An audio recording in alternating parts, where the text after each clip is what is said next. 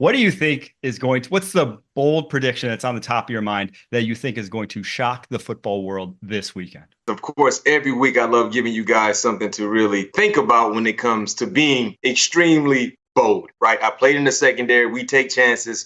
We try to make plays happen, create interceptions. So I'm going to try to create something right now. When you talk about one of the more highlighted ball games involving two young, legit quarterbacks, give me the Houston Texans traveling to Lambeau to play against the Green Bay Packers. My bold prediction for that ball game, Mike, both teams, both offenses will combine for at least 60 plus points in that outcome. I think it's going to be an entertaining game. You look at Jordan Love, what he's doing, throwing the football, orchestrating their offense. The same can be said for CJ Stroud. And we're still waiting for that CJ Stroud-ish game where he just kind of takes over the offense and just make things happen with his arms.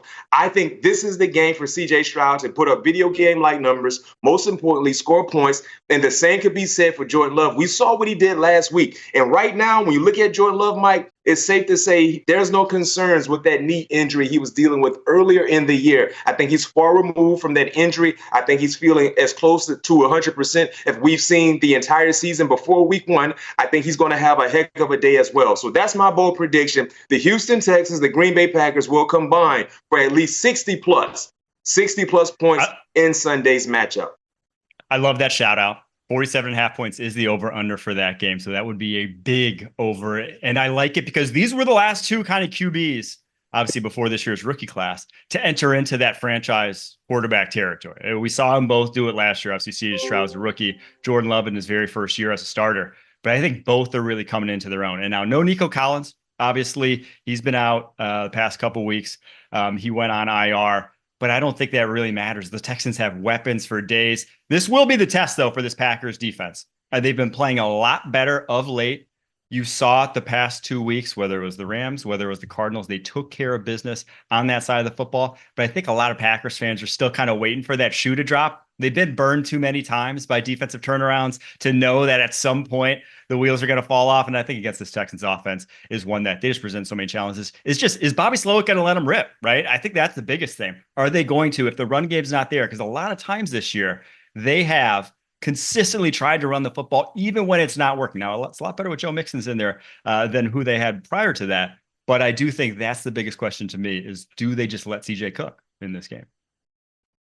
All right, my bold prediction. When you look at the type of offense that they're going to see, Green Bay, they're going to score points. So this could be a racetrack type affair when you're trying to keep pace with the Green Bay Packers. Because one thing that I'm seeing with Matt LaFleur, he has all the trust and faith in his quarterback in Jordan Love, and he's going to put the football in his hands. And to your point, I love what I'm seeing with Joe Mixon in the offense with the Houston Texans. But this might be a ball game where you got to try to keep pace with the rabbit. So the rabbit could be the Green Bay Packers or it could be the Houston Texans. But I can tell you this much, being a defender, something I don't usually say, I'm all here for the points if that happens Sunday in Lambeau Field.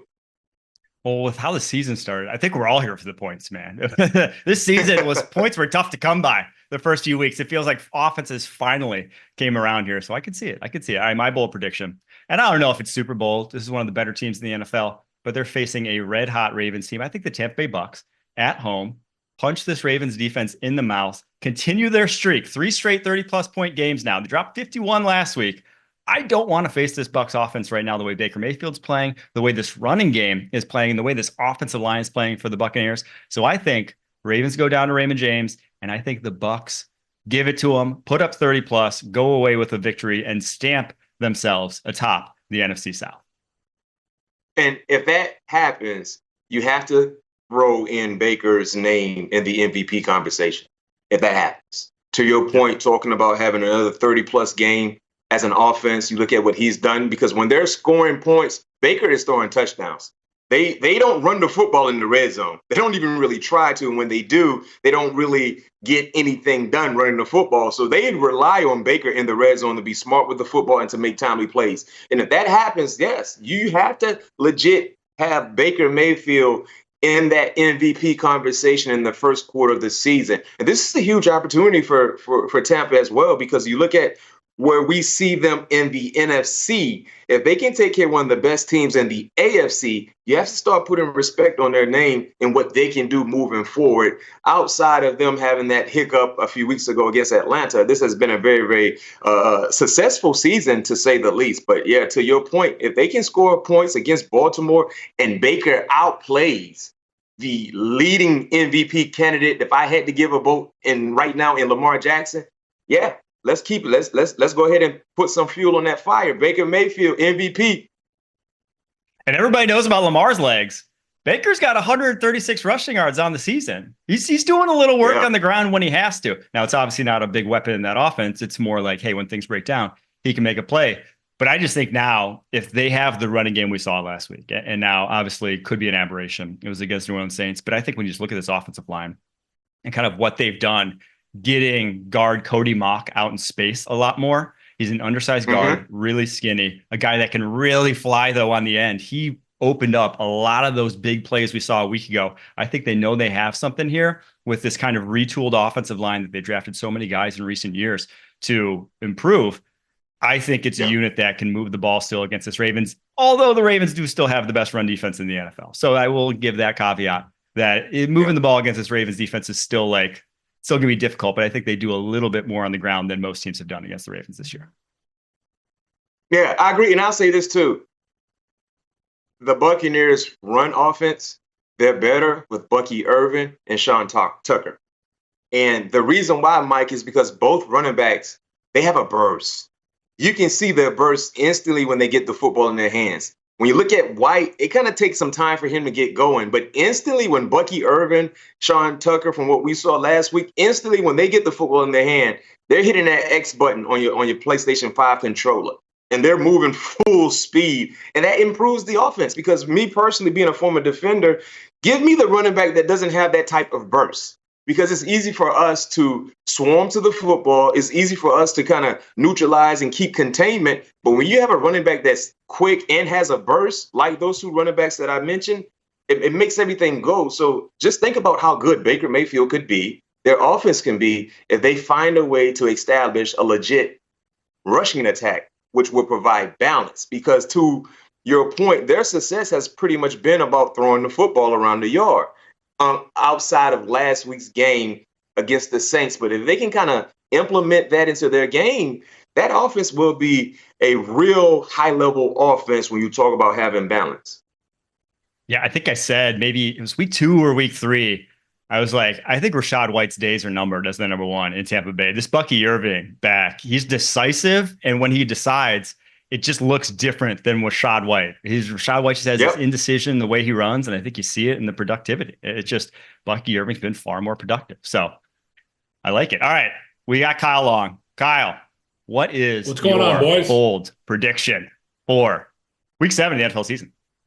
Yeah, my bold prediction, I'm going to be taking my bold prediction to the West Coast where the Kansas City Chiefs are traveling to play the 49ers. We've been raving about this right guard, Dominic Puni, in the run game. Well, unfortunately, he's got a huge matchup against Chris Jones and this Kansas City Chiefs front. I got Chris Jones getting 2 sacks this week against our guy, Dominic Puni. I think he does a good job in the run game. He'll probably hold up. He'll piss Chris Jones off just enough to go get Brock Purdy twice. I think it could be the difference maker in the football game when it comes down to 2 football teams who like to run the ball and they play physical defense. Who's going to get after the quarterback more? It's going to be Chris Jones twice on Sunday.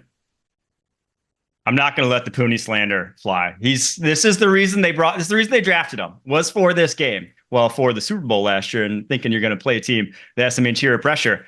But Chris Jones took over that Super Bowl. He's not in that game. That game goes much differently, in my opinion.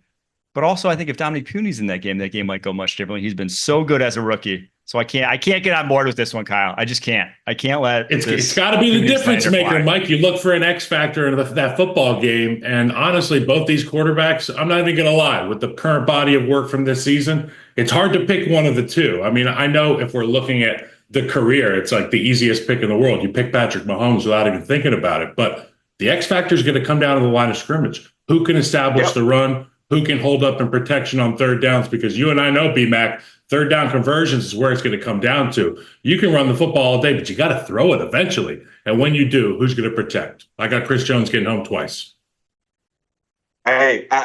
That will become a reality. Now, will he get both sacks on one individual? I don't know, because he loves to move around. I've never seen a defensive lineman have the freeway to line up anywhere he wants to on the front and just do whatever he wants to do, right? But it works for them because he's that type of guy. You know, you look at Kyle playing the offensive line as long as you did in your career. Do you ever recall a defensive lineman can line up at the 3 to 5, it doesn't matter, and just pick and choose where he wants to go depending on the down and distance? Have you ever seen that before?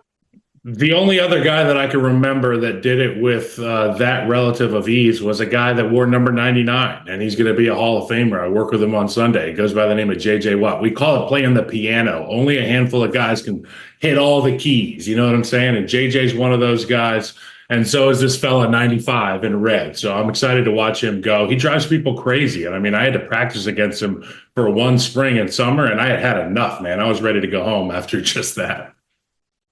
There's one thing you got to do if you can line up everywhere like that. You got to win. The coaches will give you that freedom if you're the guy that can win every time. I remember JJ telling the story about Wade Phillips. He's like, the first time I freelanced, he said, don't ever do that again. Second time I freelanced, he said, I told you the first time. Third time I freelanced, he said, you can do that anytime you want, because he just kept doing it. He kept working out for him in the Houston Texans.